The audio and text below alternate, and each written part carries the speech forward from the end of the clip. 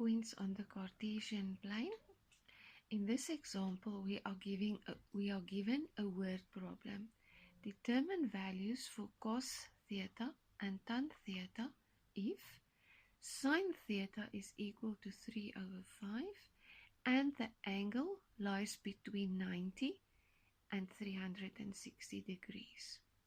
To solve the puzzle, we first need to draw a diagram. And we need to figure out in which of the 4 quadrants our answer will lie. The first thing to notice is that sine of theta is equal to a positive number.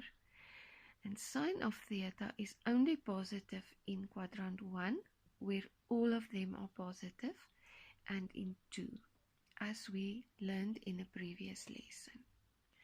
The second part of the puzzle insists that the angle must be between 90 and 360 degrees. That means that it could be either in 2, 3, or 4. And from this analysis, we can see that the only quadrant that satisfies both conditions is in 2. We can now construct a triangle.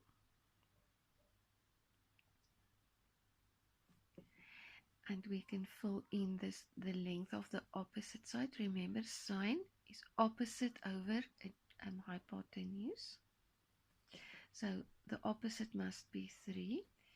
And the hypotenuse must be 5, but we do not know the length of the adjacent side. We can use the theorem of Pythagoras to calculate the length of the adjacent side, but we must rearrange the terms. We know the hypotenuse, we know the opposite, but we are looking for the adjacent side. If we substitute the lengths of the known sides into the equation,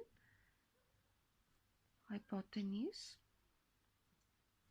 and opposite, we can calculate the length of the side as 4. But when we find the square root, there are always 2 possibilities, a positive and a negative answer. And in this instance, we will choose the negative answer because we are on the left-hand side of the y-axis where all the numbers are negative. Now we know the length of the 3 sides of the triangle.